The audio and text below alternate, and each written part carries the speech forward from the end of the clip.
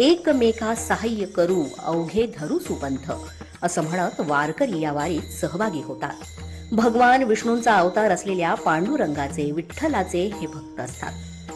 आधुनिक युगातही वारीची ही परंपरा समाजातील सर्व स्तरातील लोकांचा आस्थेचा विषय असल्याचं आजही दिसून येतंय.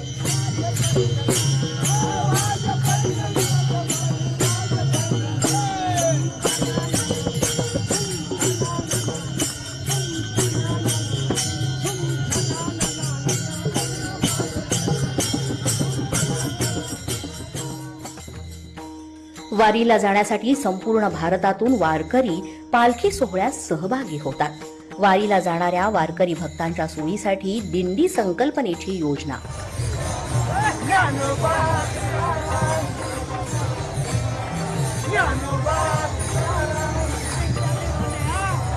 वारकरी मंडळींची निवास, भोजन तसंच अन्य सुविधा यांची व्यवस्था प्रत्येक दिंडी मार्फत केली जाते. या नोंदणीकृत दिंड्यांना क्रमांक सुद्धा दिलेले असतात. वारीत रथाच्या पुढे आणि पाठी अशा क्रमानेच या दिंड्या मार्गस्थ होत राहतात आणि हा एक अतिशय नियोजनबद्ध आणि शिस्तीचा भाग आहे.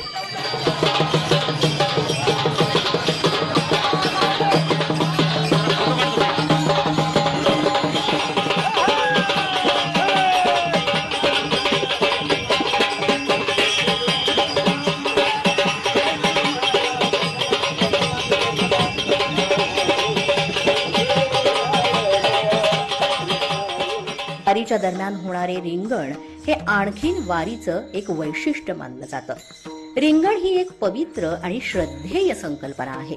मोकळ्या मैदानात वारकरी परस्परांचे हात धरून गोलाकार उभे राहतात. यातील मोकळ्या जागेतून संत ज्ञानेश्वर महाराजांचा अश्व धावतो. याला आदरानं माऊलींचा अश्व असंही म्हणतात.